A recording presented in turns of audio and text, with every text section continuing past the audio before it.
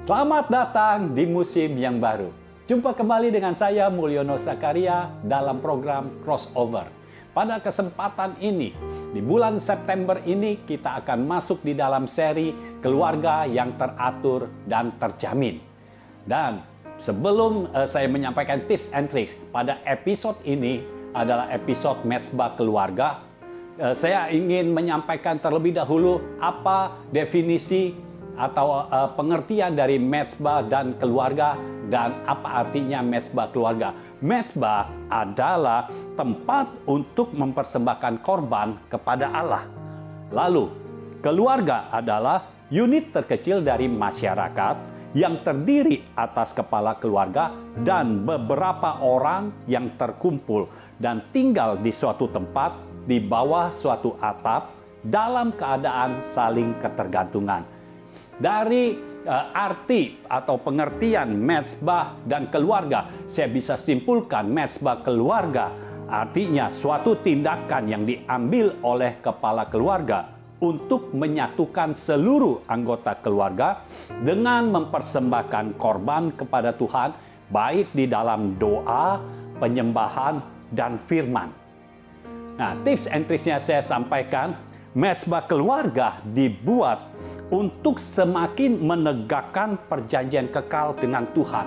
Karena Tuhan sudah berfirman, adapun perjanjianku, ya, perjanjianku dengan engkau, ya, firmanku tidak akan meninggalkan mulutmu dan mulut keturunanmu. Artinya ada perjanjian antara Tuhan dengan kita, dan kita mau menegakkan perjanjian Tuhan dengan kita dan dengan anggota keluarga yang lainnya, ya, supaya perjanjian Tuhan semakin ditegakkan.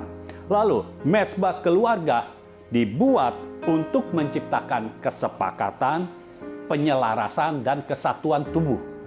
Jadi di dalam mezbah keluarga ini perlu diperhatikan, mezbah keluarga bukan tempat untuk mengadili seseorang atau mengadili anggota keluarga.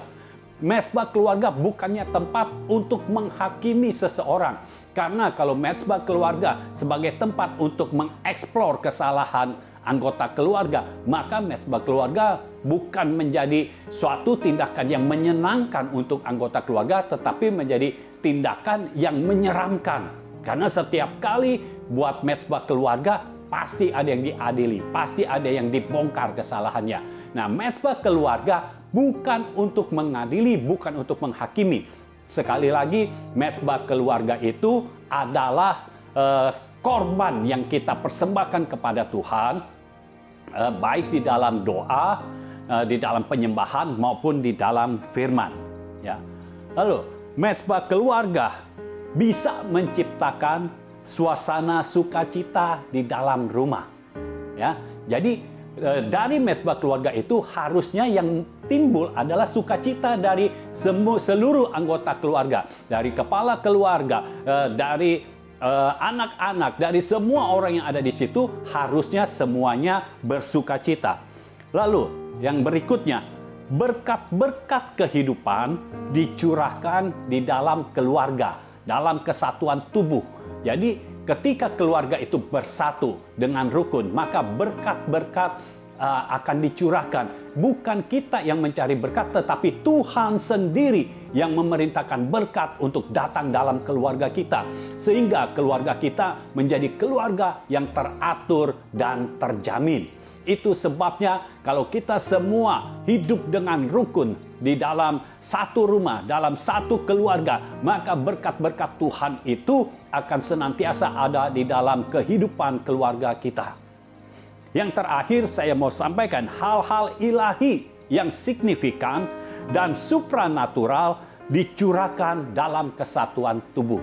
Karena di dalam kesatuan Tuhan bisa bekerja dengan luar biasa. Ada kuasa Tuhan yang bekerja, ada kedaulatan Tuhan yang bekerja di dalam kesatuan tubuh. Ketika terjadi kesatuan, bukan hanya berkat jasmani saja, tetapi mujizat-mujizat akan terjadi di situ. Sehingga ketika mezbah keluarga ini selalu diadakan, maka hal-hal yang ilahi, yang signifikan, hal-hal yang supranatural itu terjadi dengan begitu saja di dalam keluarga kita.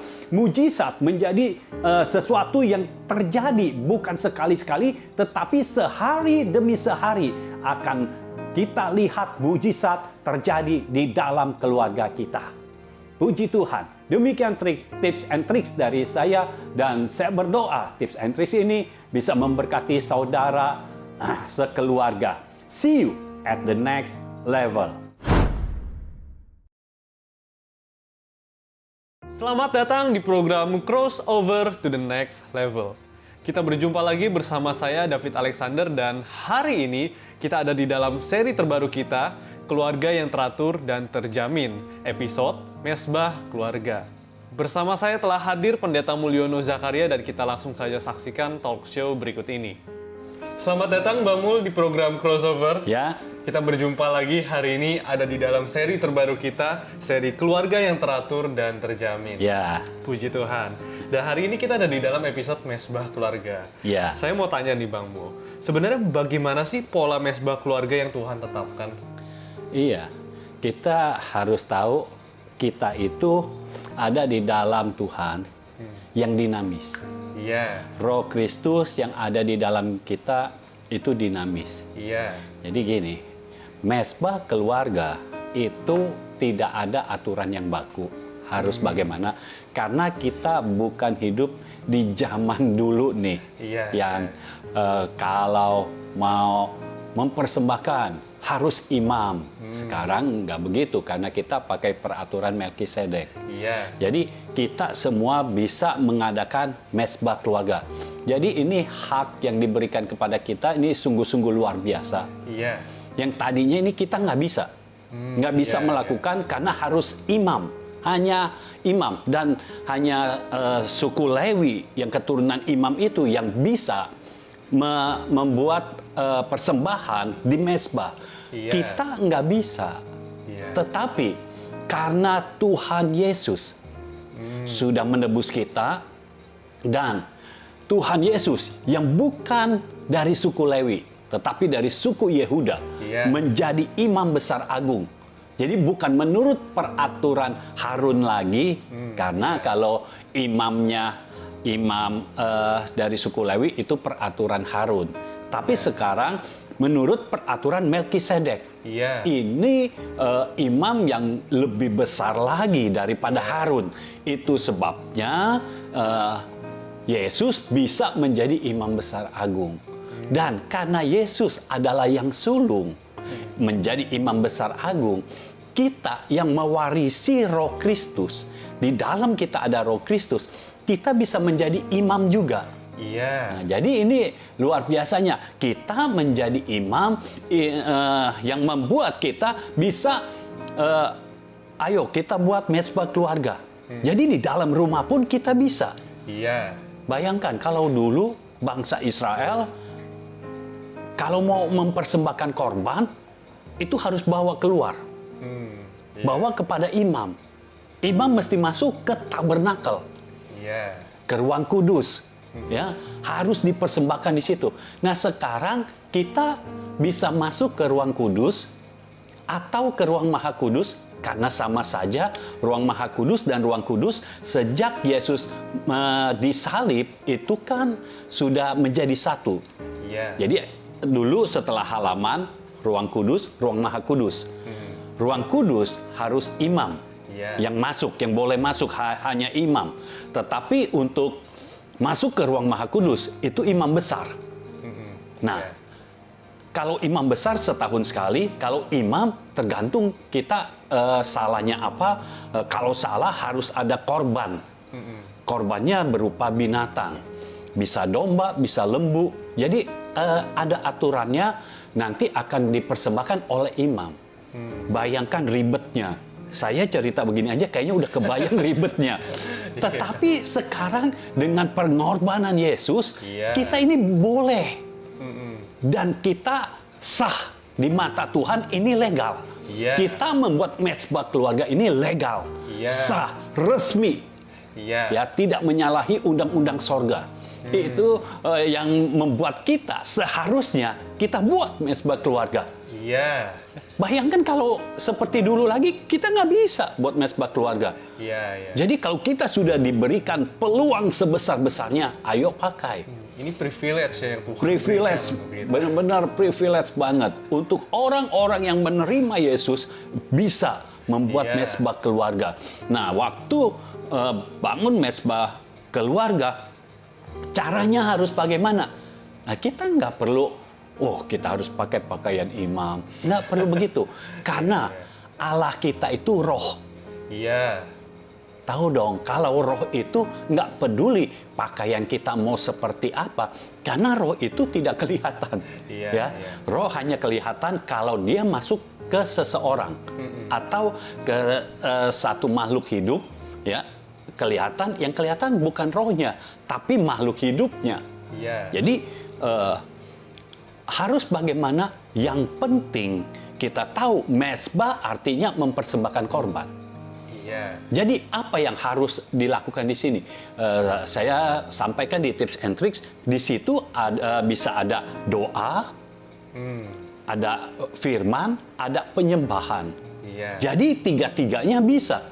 Nah, banyak orang membuat mesbah keluarga itu seperti doa. Jadi hanya doa aja. Buat saya, sayang sekali kalau di mesbah keluarga hanya doa saja. Tapi di situ harus ada firman. Iya. Harus ada penyembahan. Nah, tujuannya apa? Kalau kita lakukan ini, kepala keluarga yang membuat mesbah keluarga, lalu dia menyampaikan firman. Apa yang ada di dalam hidup yang benih firman yang ada di dalam hidup kepala keluarga akan masuk ke dalam hidup anggota keluarga yang lainnya. Iya. Berarti akan terjadi apa? Penyelarasan. Jadi di dalam satu rumah terjadi penyelarasan.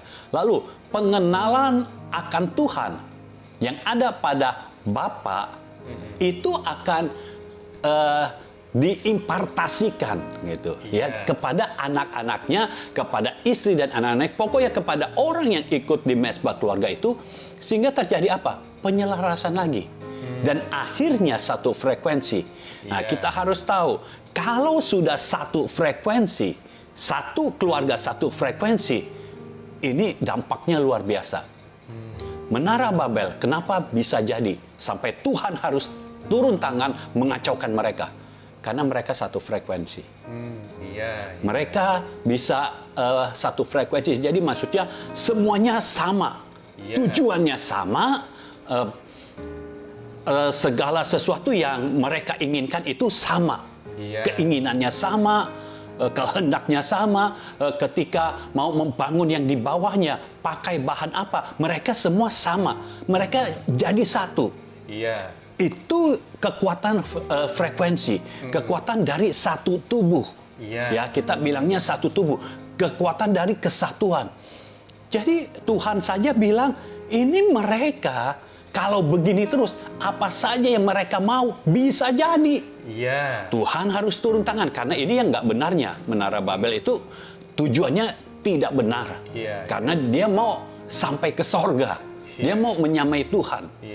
Ya, jadi Tuhan bertindak. Tetapi sekarang kita bukan mau menyamai Tuhan.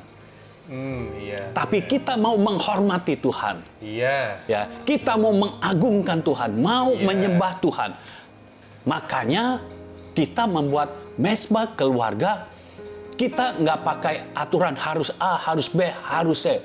Nggak bisa.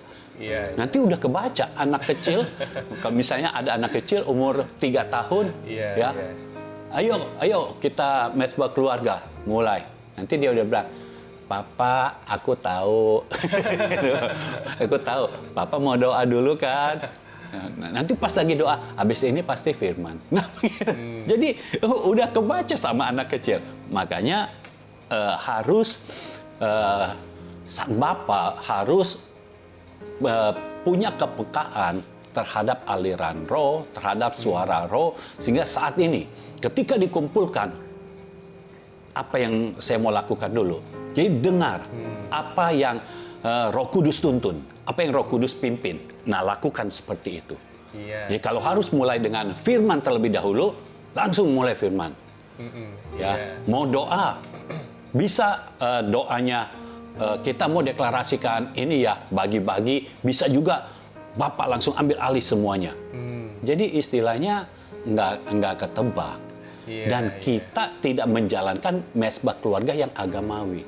Nggak boleh sekedar rutinitas. Iya, agamawi itu rutinitas.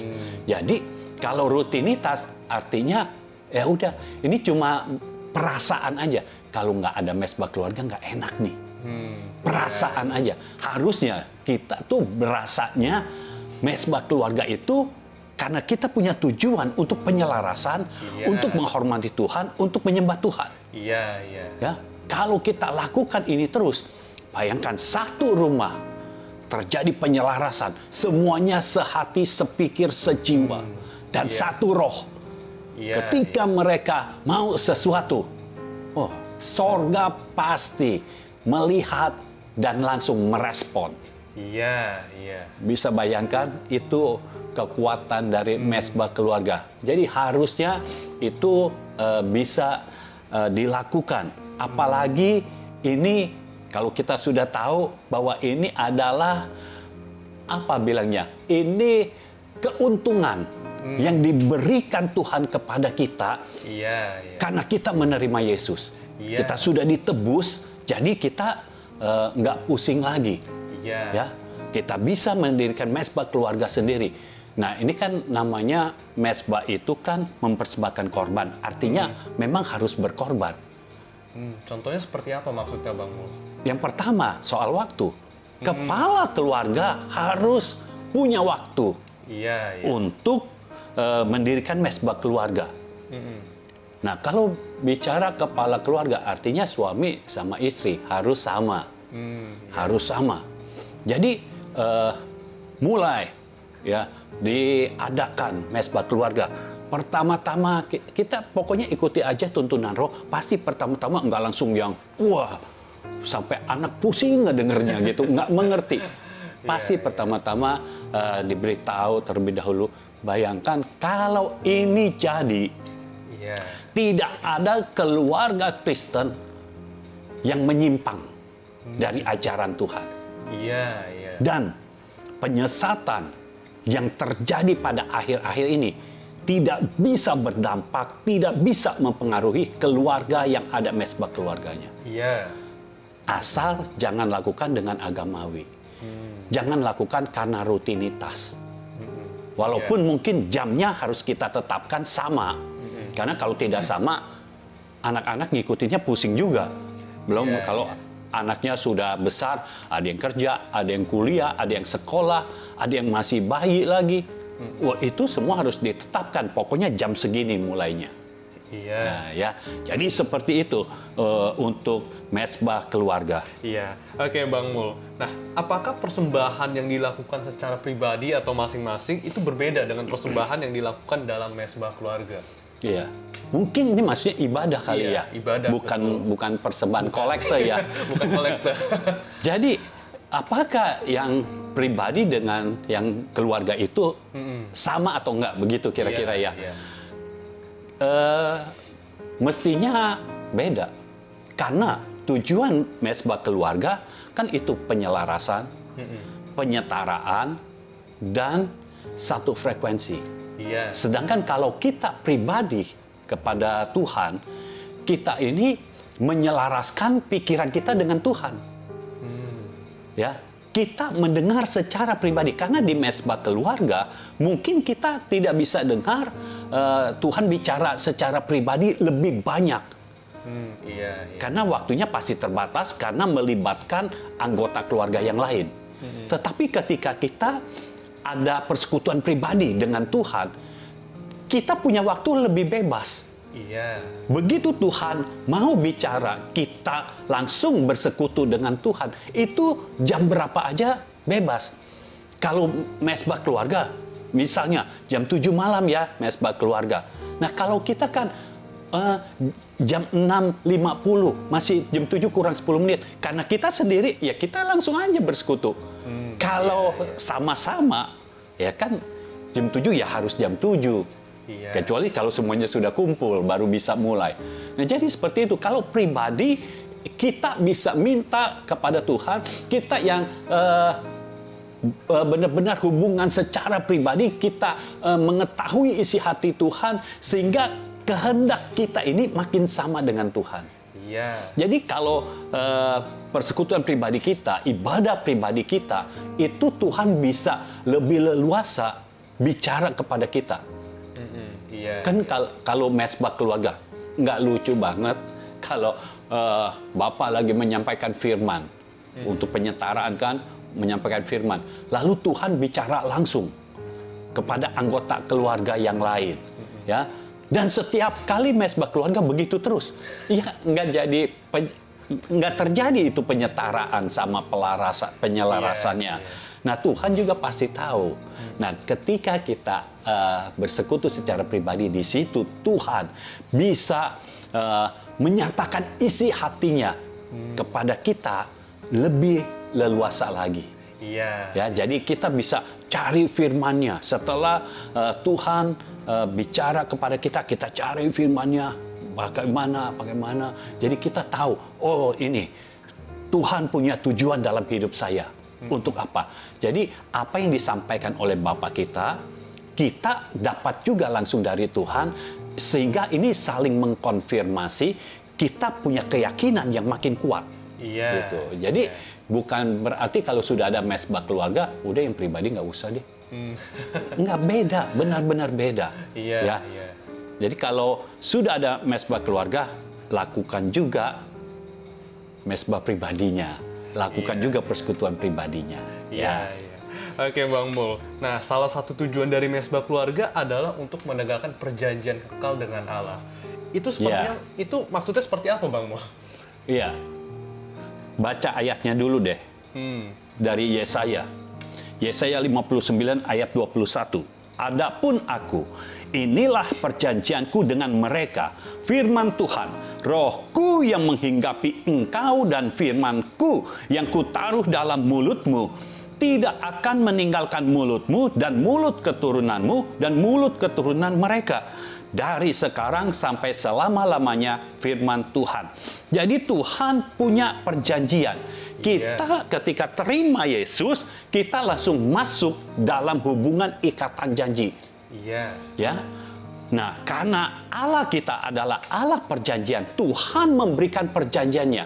Iya. Dan ini inisiatifnya dari Tuhan. Karena Tuhan yang berkata, adapun aku, inilah perjanjianku dengan mereka. Mereka ini siapa? Kalau kita lihat dalam ayat 20-nya, mereka itu adalah orang-orang yang bertobat dari pemberontakannya. Jadi orang-orang yang sudah bertobat, orang-orang yang sudah terima Yesus akan masuk di dalam perjanjian itu. Lalu apa perjanjiannya? Rohku yang menghinggapi engkau. Satu orang.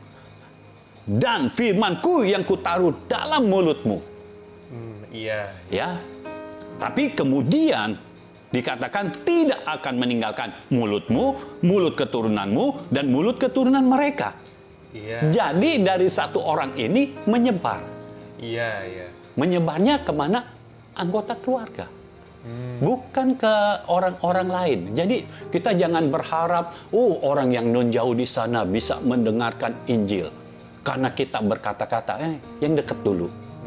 Yang dekat dulu harus mendengarkan firman dari mulut kita. Jadi ini perjanjian dari Tuhan. Dan kalau kita sampaikan terus di dalam keluarga kita, maka perjanjian ini menjadi perjanjian yang kekal.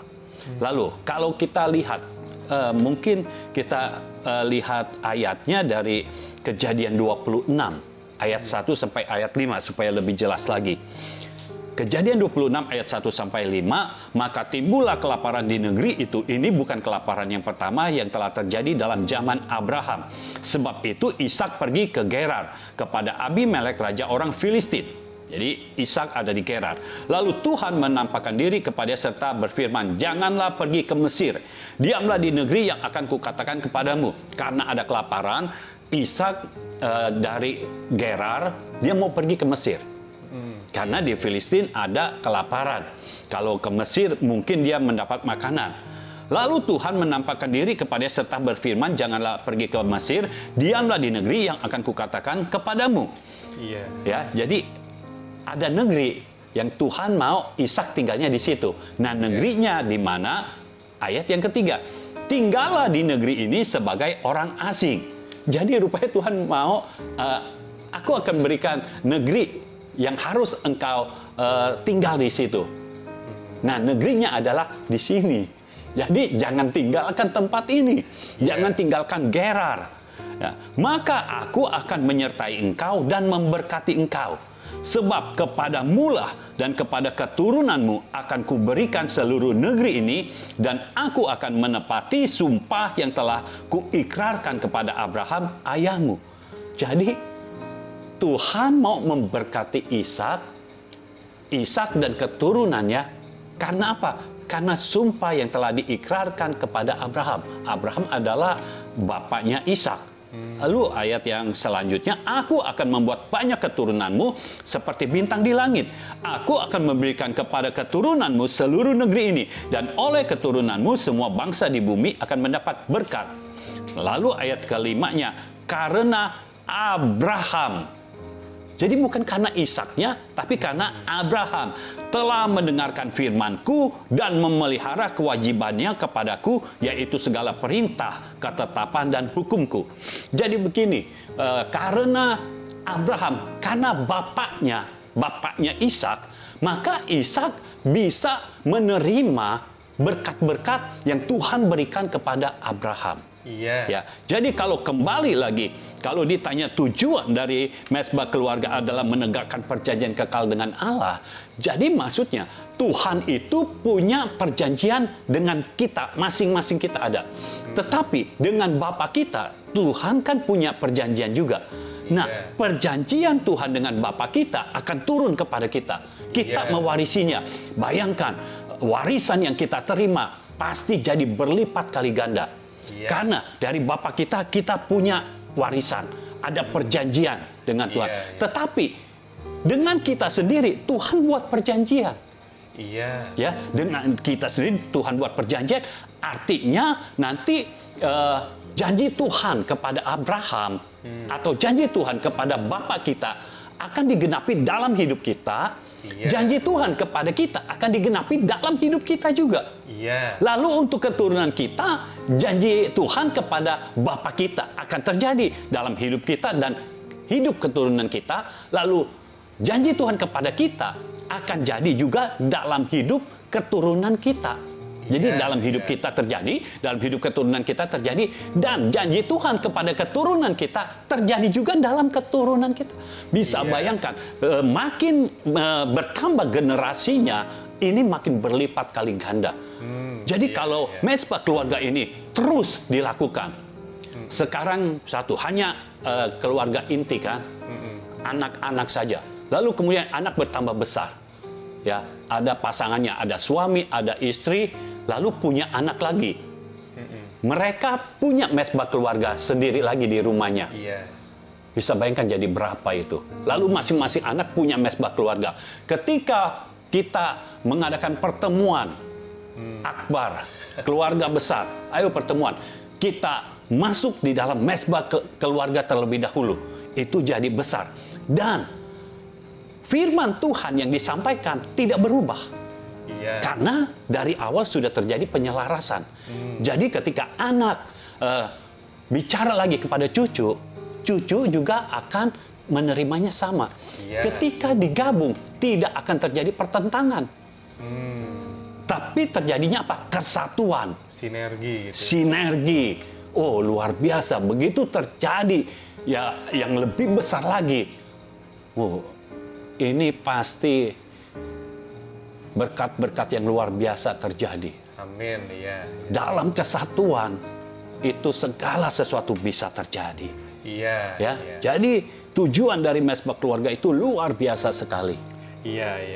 Nah, apakah yang memimpin Mezbah Keluarga itu harus kepala keluarga, Bang Mul? Bagaimana kalau kepala keluarga belum menjadi orang yang percaya kepada Yesus? Apakah Mezbah Keluarga nggak bisa dilaksanakan dalam keluarga kalau begitu? Boleh nggak istri atau anak yang memimpin Mezbah Keluarga? Iya. sebaiknya kepala keluarga yang memimpin. Karena bapak atau suami sudah ditetapkan Tuhan sebagai kepala. Ya. Dia harus berfungsi sebagai kepala. Nah, harusnya bapak yang membuat mezbah keluarga. Karena kalau bapak yang membuat mezbah keluarga, harusnya tidak ada pertentangan dari anak-anak atau dari istri. Tetapi kalau istri yang buat, mungkin suaminya bisa menentang. Kalau anak yang buat, orang tuanya mungkin bisa menentang. Lebih susah. Jadi sebaiknya memang kepala keluarga yang memimpin.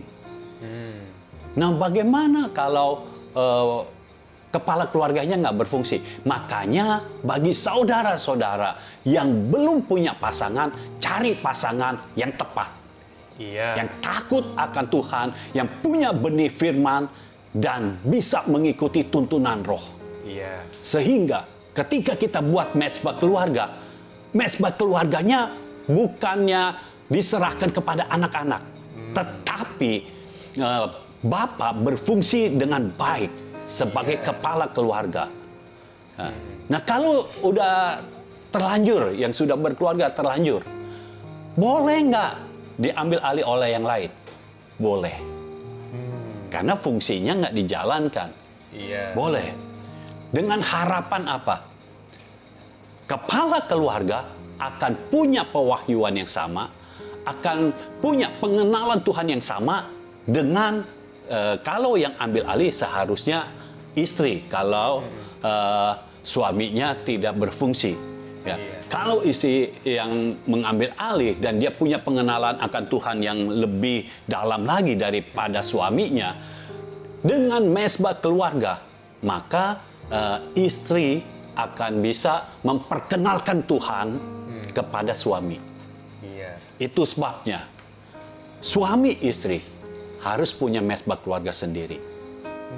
Walaupun anak-anak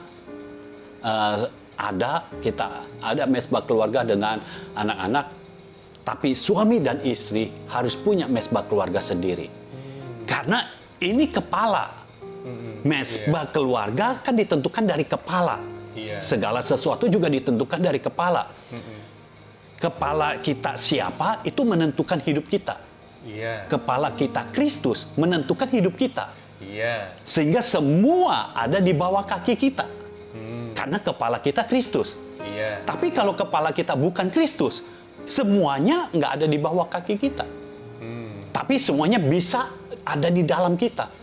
Semua masalah, semua sakit penyakit, semua kekurangan, semua yang buruk bisa ada di dalam kita. Tetapi karena kepala kita Kristus, maka semuanya itu ada di bawah kaki kita. Itu. Jadi suami istri harus ada mezbah sendiri. Nah, mezbahnya bagaimana? Enggak perlu, ayo kita ini, apalagi harus pakai jas. Enggak perlu. Udah, misalnya mau tidur, pakai baju tidur saja, lalu mulai bincang-bincang, komunikasi. Mulai bicara tentang firman. Berbincang saja itu termasuk mezbah keluarga, Bang? Iya, kalau yang dibicarakan firman, lama-lama akan terjadi penyelarasan. Jadi seperti itu, ya. Iya, Bang Mul. Nah, terakhir nih, Bang Mul, pertanyaan tentang mezbah keluarga. Nah, mengapa kesepakatan dan kesatuan itu sangat penting dalam mezbah keluarga? Oh, iya. Matius 18. Kalau mau tahu kenapa sangat penting, Matius 18 jawabannya. Jadi kita tahu bahwa semua ada di dalam firman. Ya. Matius 18 ayat 19 dan 20. Dan lagi aku berkata kepadamu, jika dua orang daripadamu di dunia ini sepakat meminta apapun juga, permintaan mereka itu akan dikabulkan oleh Bapakku yang di sorga. Ya. Sebab di mana 2 atau 3 orang berkumpul dalam namaku, di situ aku ada di tengah-tengah mereka. Ini bukan bicara kekuatan jumlah. Enggak. Ini bicara tentang kekuatan sepakat. Kekuatan kesepakatan di dalam satu tubuh. Karena hanya 2 orang saja Kalau sepakat, firman Tuhan katakan, meminta apapun juga, permintaan mereka itu akan dikabulkan oleh Bapakku yang di sorga. Iya. Tapi dua orang ini adalah orang yang sudah menerima Yesus, yang sudah menerima Roh Kristus, dan sudah mau hidup di dalam jalan Tuhan. Iya. Jadi ketika mereka meminta, Bapa di sorga akan mengabulkan permintaannya. Iya, iya. Asal apa? Mereka sepakat. Iya. Nah, kenapa sering kok doa-doa sepertinya kok tidak terkabulkan? Keluarga semuanya udah berdoa, tapi kok nggak dikabulkan? Kenapa? Nggak sepakat. Misalnya, minta rumah. Boleh nggak kita minta rumah? Boleh. Iya. Karena kalau kita menghormati ayah dan ibu, harusnya kita mendapatkan tanah. Iya. Firman Tuhan katakan begitu. Kita akan diberikan tanah. Nah, zaman sekarang tanah itu adalah rumah. Iya. Nah, boleh nggak minta rumah? Ya boleh. Nah, masalahnya waktu minta rumah, yang satu mintanya, saya mau minta yang di Jakarta Barat, yang satu lagi minta, saya mau di Bali. Nggak ada kesepakatan. Terus rumahnya mau di mana? Kalau satu di Jakarta, satu di Bali, artinya terpecah-pecah dan Tuhan tidak akan mengabulkan. Jadi malah nggak bagus ya? Nggak bagus. Bukannya jadi dua-dua, malah nggak jadi sama sekali. Iya, makanya harus sepakat dulu. Iya, Mau berdoanya apa?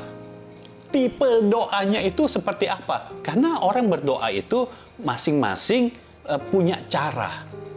Seperti Daud. Iya. Daud kan kalau apa-apa tanya Tuhan. Iya. Tanya Tuhan, Tuhan, aku harus mengalahkan dia, maju mengalahkan bangsa Filistin itu, atau kita harus mundur. Iya, iya. Tapi Tuhan kan kadang bilang, iya maju. Tapi nanti dibilang, kamu mundur dulu. Tapi mundur terus muter. Tuhan itu kreatif. Iya. Banyak sekali caranya. Nah, masing-masing orang ada yang berdoa, kalau berdoa detil gitu. Dan dia kalau doa seperti itu, Tuhan jawab. Dan detilnya itu benar-benar dijawab. Misalnya, Tuhan saya minta rumah gitu, kamarnya 3. Yang ini ada di sini, ya nggak tahu, mungkin dia tahu desain, jadi dia tahu letak-letaknya gini. Tapi kan ada orang yang nggak bisa doa seperti itu. Dia hanya berkata, Tuhan saya mau rumah supaya apa? Supaya saya lebih available. Jadi saya nggak dipusingkan. Misalnya kalau masih ngontrak ya, saya tidak dipusingkan dengan kontrak. Dari sana, dari ke sini gitu. Jadi tidak dipusingkan. Jadi saya bisa lebih efektif untuk pekerjaanmu. Nah, ada orang yang begitu saja, oh ya udah, Tuhan jawab. Jadi cara Tuhan untuk kita berdoa itu lain-lain. Tetapi yang pasti kita harus berdoa kepada siapa? Bapa di sorga. Iya. Dan tujuannya apa? Supaya kerajaan Tuhan datang di bumi seperti di sorga. Iya, Itu bukan kita doa harus gini ya. Ikutin. Saya doa begini, diikutin terus. Nggak bisa. Masing-masing orang caranya beda. Dan Tuhan oke-oke saja. Tuhan tahu hati. Iya. Ya. Kalau kita lihat Yusuf. Yusuf berdoanya bagaimana? Yusuf berdoa beda dengan Daud. Yusuf nggak pernah tanya, Tuhan, saya sekarang di penjara. Saya sekarang harus dobrak pintu apa enggak ya? Enggak. Iya, iya. Tapi Tuhan bisa bicara kepada Yusuf lewat mimpi. Jadi cara orang berhubungan dengan Tuhan beda-beda. Iya. Cara Tuhan menjawab juga berbeda-beda. Tetapi Tuhan dan orang itu tahu caranya. Yang penting gitu. Iya. Kalau kita belum tahu artinya, kita belum pernah berhubungan dengan Tuhan secara intens. Karena Tuhan akan berikan kita pengalaman-pengalaman, dari pengalaman itu kita tahu Tuhan maunya kita seperti apa. Ya, jadi ini tentang kesatuan. Lalu dalam Mazmur 133, saya bacakan lagi deh Mazmur 133. Karena ini penting banget untuk mezbah keluarga. Mazmur 133 mulai ayat 1. Sungguh alangkah baiknya dan indahnya apabila saudara-saudara diam bersama dengan rukun. Ya, saudara-saudara diam bersama dengan rukun. Kita baca dari firman Allah yang hidup. Versi firman Allah yang hidup. Betapa mengagumkan dan betapa menyenangkan apabila kaum keluarga hidup dalam kerukunan. Iya. Nah, mezbah keluarga akan membuat keluarga menjadi rukun. Iya. Makanya ketika mezbah keluarga itu sedang dilakukan, ini jangan ada judgement, jangan ada penghakiman. Jangan Bapak di tengah-tengah keluarga lagi sampaikan firman, bilang, ini ya si kakak, nggak boleh begini lagi, nggak boleh begitu lagi. Jangan jadikan itu tempat penghukuman atau penghakiman. Iya, iya. Jadikan itu benar-benar mezbah. Iya. Sebagai korban untuk Tuhan. Iya. Sehingga semua anggota keluarga ketika mengikuti mezbah keluarga, mereka tidak takut. Iya. Tapi mereka semangat, mereka merindukan.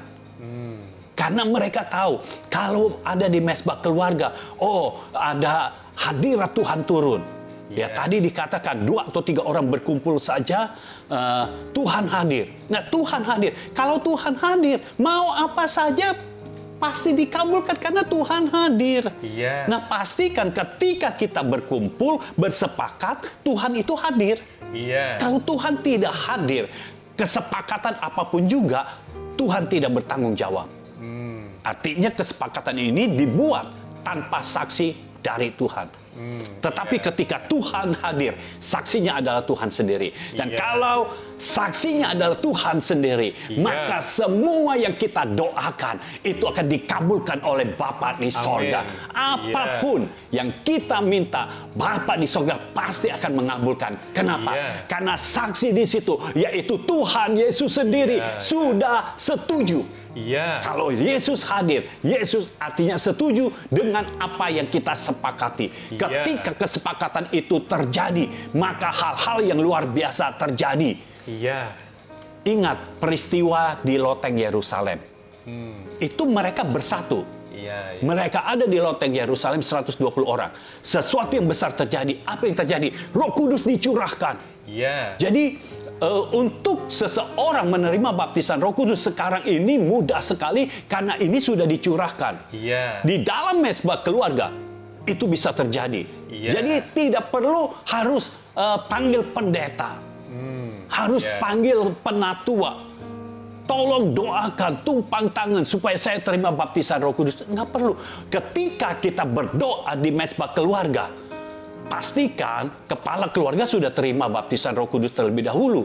Iya. Ya, suami dan istri sudah menerima baptisan Roh Kudus ketika mezbah keluarga diadakan, maka itu cepat sekali anggota keluarga yang lain akan terima baptisan Roh Kudus. Dan ketika bersatu di dalam Roh, lihat apa yang dilakukan oleh para rasul, oleh orang-orang yang 120 orang itu. Mereka mengadakan tanda-tanda dan mujizat yang luar biasa. Dan orang-orang lain menjadi bertobat karena mereka.